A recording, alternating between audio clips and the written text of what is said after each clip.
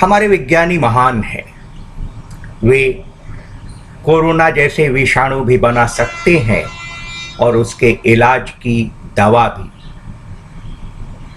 महान हैं वे जो प्रयोगशालाओं में गैस बना लेते हैं और कारखानों में कृत्रिम अंग बनाने के उपाय भी कर देते हैं।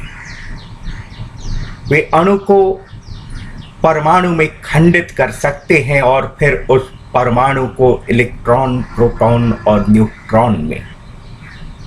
पर वे इतने महान भी नहीं कि इस स्पेस या अंतरिक्ष को खंडित कर सकें। उसका निर्माण तो खैर बहुत दूर की बात है। नहीं, विज्ञान बाल बराबर भी स्पेस नहीं बना सकता और ना ही सूत भर स्पेस को मिटा सकता है।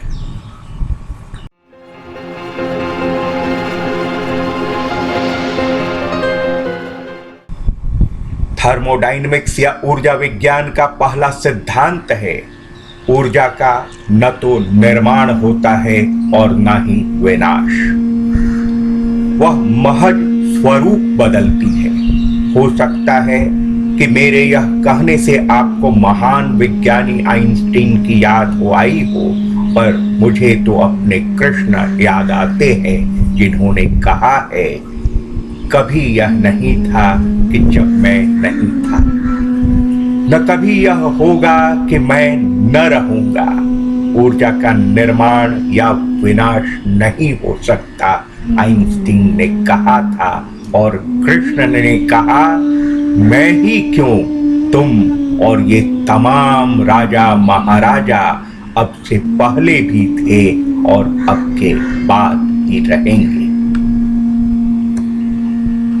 क्या 20वीं शताब्दी के आइंस्टीन ने ऐसा कुछ कह दिया जो द्वापर के कृष्ण ने हमें नहीं बता रखा था? ऊर्जा महज अपना स्वरूप बदलती है, आइंस्टीन ने कहा था। वासांसि जीर्णानि यथा विहाय नवानि गृह्णाति नरोपणानि यथा शरीराणि विहाय जीर्णान्य नयानि संन्याति नवानि देहि। यही तो ऊर्जा अपना रूप बदल लेती है। जिस तरह मनुष्य अपने पुराने वस्त्रों को त्याग कर नए वस्त्र धारण कर लेता है, ठीक वैसे ही आत्मा एक शरीर को छोड़कर दूसरा शरीर धारण कर लेती है।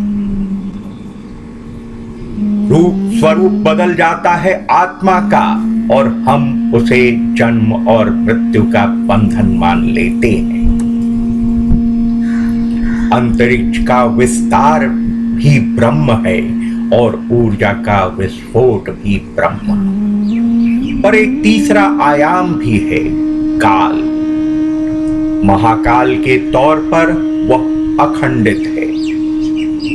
हम हैं जो उसे भूत, वर्तमान और भविष्य में बांटते हैं, पर वास्तव में वह है अखंडित।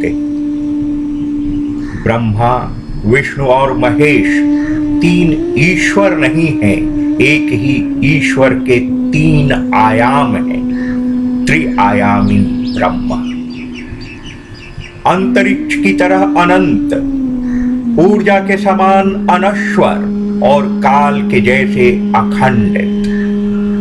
अंतरिक्ष की अनंतता, ऊर्जा की अनश्वरता, काल की अखंडता, इसमें कौन सी ऐसी बात है जो विज्ञान के प्रयोगों में सिद्ध न हो सकी हो?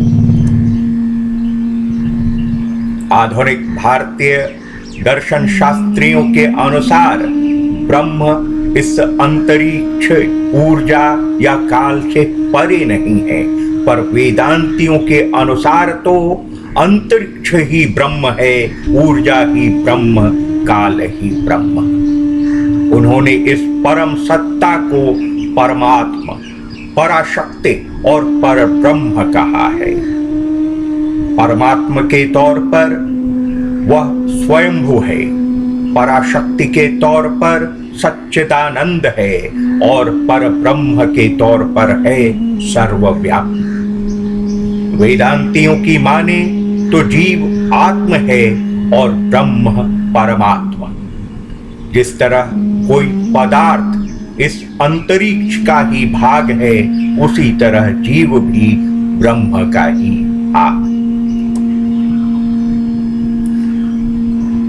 पहले हमने यह कहा कि विज्ञान का स्पेस या अंतरिक्ष ही अरस्तु का ईदर है और वेदांतियों का ब्रह्म। पर अब आप कह सकते हैं कि अरस्तु का ईदर वेदांतियों का ब्रह्म हरगिज नहीं है। इसका बहुत बड़ा कारण है। अरस्तु का ईदर चेतना से रहित है, जबकि ब्रह्म तो पूरी तरह चेतन है। अरस्तु के ईदर में न तो ऊर्जा शामिल है और न काल, जबकि वेदांतियों का ब्रह्म ऊर्जा से भरपूर वह चित्ताकाश है जिसमें महाकाल समाया हुआ है। भारतीय चिंतन की यह समग्रता ही उसे पाश्चात्य चिंतन से अलग करती है। यह चिंतन बाह्य जगत को परखने की शक्ति रखने वाले विज्ञान से बहुत आगे अंतर जगत को निरखने की शक्ति रखने वाला दर्शन है।